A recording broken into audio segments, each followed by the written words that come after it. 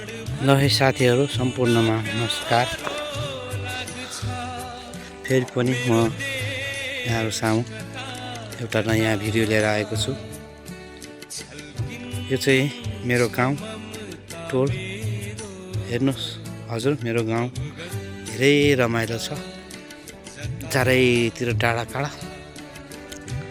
कैलाश गाउँपालिका वडा नम्बर 3 मकवानपुर जिल्लाको एकदम विकट ठाउँ भनेर चिनिने ठाउँ, जहाँ विद्युत भर्खरै मात्र पुगेको 1 वर्ष भएको छ।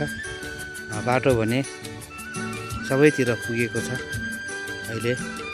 पहिला चाहिँ एकदम विकट मानिन्थ्यो यो गाउँलाई। अनि साथीहरू, यो चाहिँ मेरो म जन्मेको हुर्केको गाउँ हो।